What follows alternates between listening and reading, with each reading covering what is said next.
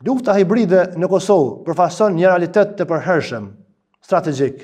Ajo nuk është luftë e hapur, por një proces i vazhdueshëm ndikimi që kërkon vigjilencë institucionale dhe shoqërore.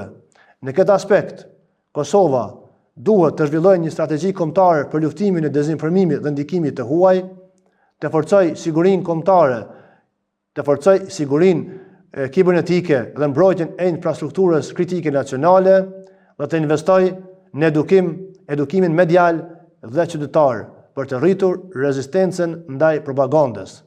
Një qasje e koordinuar ndërmjet institucioneve të sigurisë, mediave dhe akademisë është thelbësore për të ndërtuar një reziliencë kombëtare ndaj luftës hibride, që po bëhet një nga sfidat qendrore të shekullit 21. Në përfundim, mund të themi se lufta hibride është pasqyra e realitetit të ri global, një realitet ku konfliktet nuk nisin me shpallje dhe nuk mbarojnë me armëpushim. Ajo është një luftë për perceptim, për narrativ dhe për kontrollin e informacionit.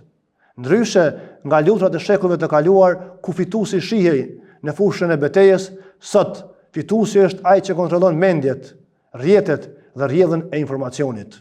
Në këtë kuptim, kuptimi dhe studimi i luftës hibride nuk është më thjesht çështje akademike, por nevojë kombëtare dhe ndërkombëtare.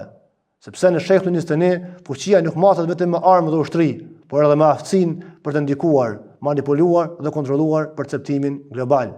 Kështu, termi luftë hibride mbetet një nga konceptet më të rëndësishme të politikës së sigurisë moderne, një kujtesë se edhe në kohë paqe bota mund të jetë ende në luftë.